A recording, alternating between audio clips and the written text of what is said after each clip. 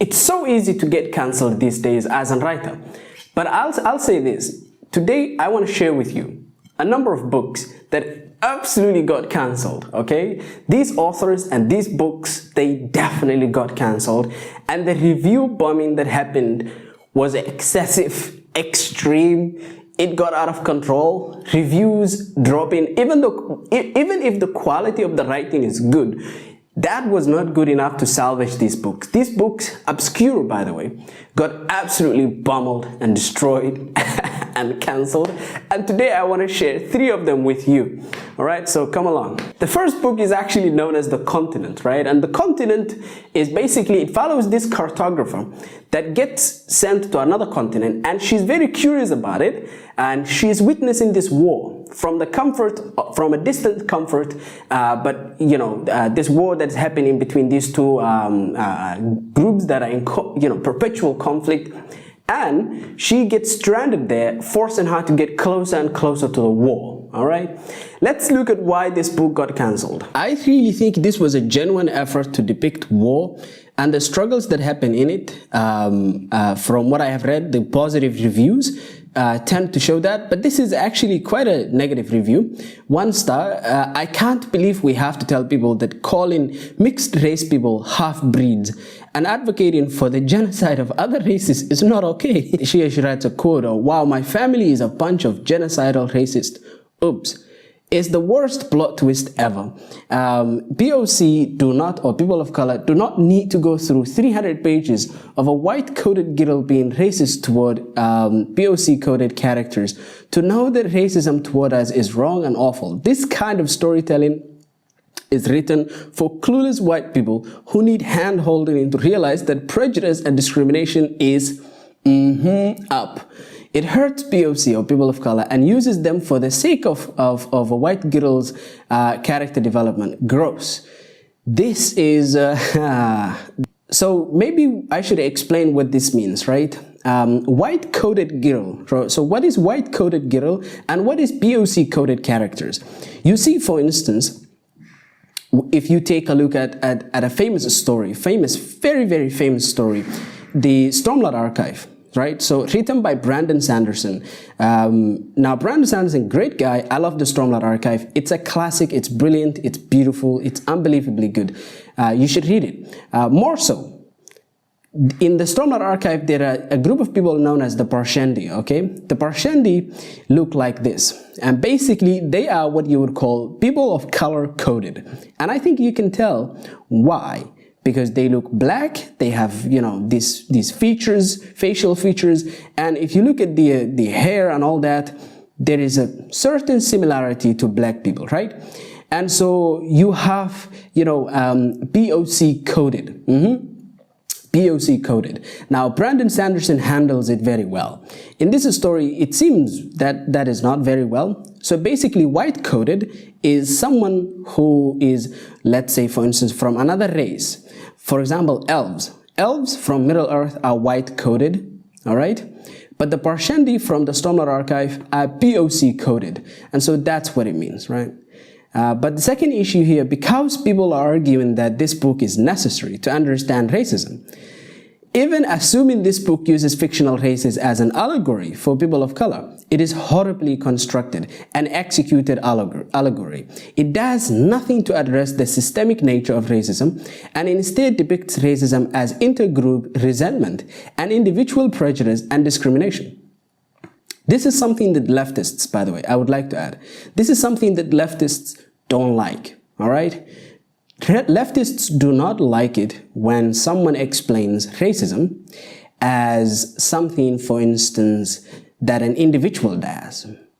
They would rather, you know, review it as something that is systemically designed. So, for example, in South Africa, you have apartheid. They want to argue that is not individualistic. That is systemic, meaning it is group-based racism.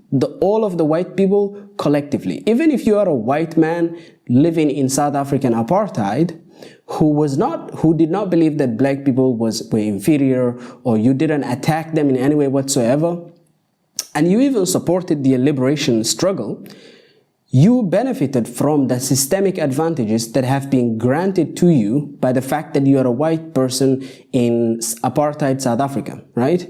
And even to this very day, leftists will argue white South Africans have a huge advantage over black South Africans because they have that, you know, there was the wealth that they had accumulated and inherited from the, you know, from the people, the ancestors, who basically, you know, got that wealth during apartheid, which meant systemic discrimination.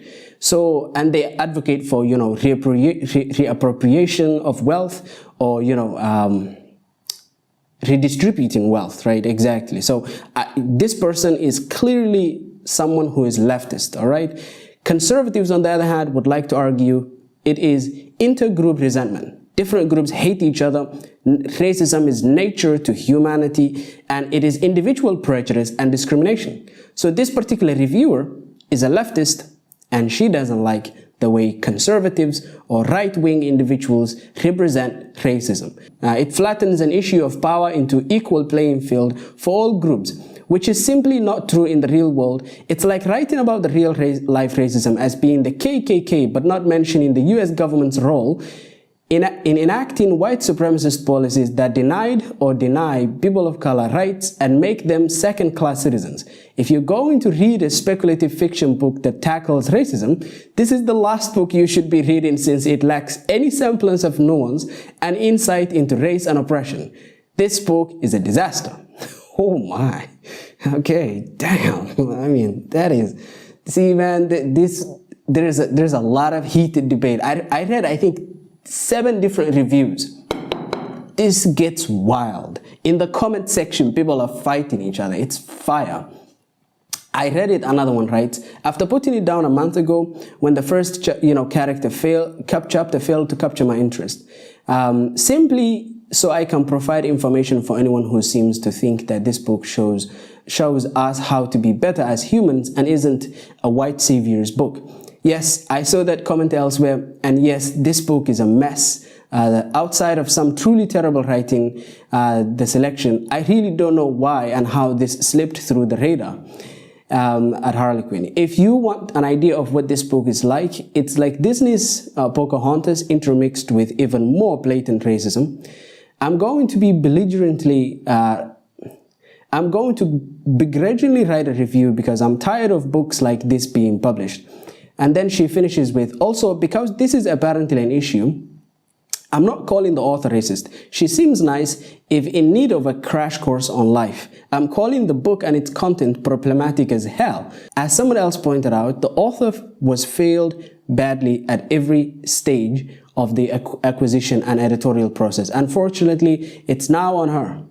And as you can see, there's a lot of people who really don't like this book. Note, someone else writes, this book is being revised based on feedback from marginalized voices, which is great. I have not yet read the revised version. If you're interested in these issues, please take some time to listen to and consider the varied opinions and experiences of marginalized voices before coming to any conclusions.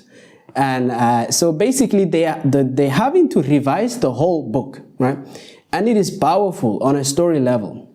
Another one person writes, when high society cartographer is stranded alone on the isolated war-torn continent. By the way, this is a 5-star review. She is exposed to war for the first time in her life and discovers, along with the reader, that war isn't a spectacle. It's brutal, complicated, morally complex, terrible thing. And the same way its heaviness impacts the protagonist, the weight of it sits on your mind and your heart long after you have finished reading. So I wanted to show that particular review because I wanted to really depict, basically, that there are people who love the story, okay? So I hope you actually enjoyed this video. I'm gonna leave it there. Have a nice day. Bye.